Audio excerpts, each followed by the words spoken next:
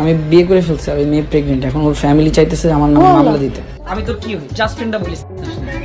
He is my best friend.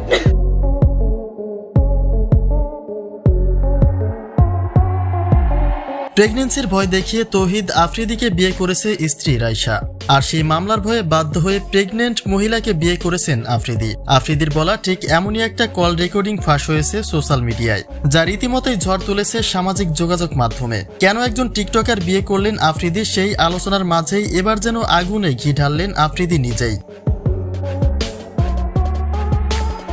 হত্যা মামলার অভিযোগের পরে লোকচক্ষুর আড়ালেই ছিলেন আফ্রিদি, কিন্তু গত মঙ্গলবার রাতে স্ত্রী রাইসার সাথে তার কিছু বিয়ে মুহূর্তের স্থিরচিত্র ছড়িয়ে পড়ে সোশ্যাল মিডিয়ায়, যার সূত্র ধরে জানা যায় গোপনে বিয়ের কাজ সেরে ফেলেছেন আফ্রিদি। তার স্ত্রী রাইসা একটি বেসরকারি বিশ্ববিদ্যালয় থেকে স্নাতক শেষ করেছেন এবং তার বাইরে একজন টিকটকার হিসেবেও বেশ পরিচিতি রয়েছে তার।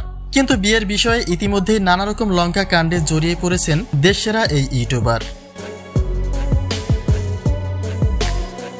বিয়েটা শুধুমাত্র ঘরোয়া আয়োজনে চুপিসারে সেরে নিলেও নানা রকম কটাক্ষের শিকার হয়েছেন ইতিমধ্যেই, কেননা আফ্রিদির বিয়ে নাকি শুধুমাত্র একটা অ্যাক্সিডেন্ট। সোশ্যাল মিডিয়ার প্রকাশিত একটা কল রেকর্ডিং থেকে জানা যায় স্ত্রী রাইসাকে বাধ্য হয়ে বিয়ে করেছেন আফ্রিদি। প্রেমের সম্পর্ক তাদের দীর্ঘদিনের হলেও মামলার ভয়ে রাইসাকে বিয়ে করেছেন আফ্রিদি, যে বিষয়টি ইতিমধ্যেই আলোচনার ঝড় তুলেছে সোশ্যাল মিডিয়ায়।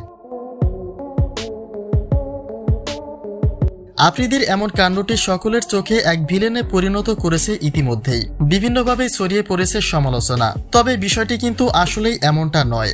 যে ভিডিও চিত্রে আফ্রিদি এ কথা বলেন সেটা অনেক পুরনো, হতে পারে এটা তার একটা কন্টেন্টের স্ক্রিপ্ট, কিন্তু আফ্রিদির বিয়েকে কেন্দ্র করে সেই আলোচনাটাই তুলে ধরছে বেশ কিছু ব্যক্তিবর্গ গণেরা। তাই না জেনে বুঝে কাউকে নিশ্চয়ই জাজ করা উচিত নয়। ধন্যবাদ। বিয়ে করে ফেলছি, আমি মেয়ে প্রেগন্যান্ট, এখন ওর ফ্যামিলি চাইতেছে আমার নামে মামলা দিতে।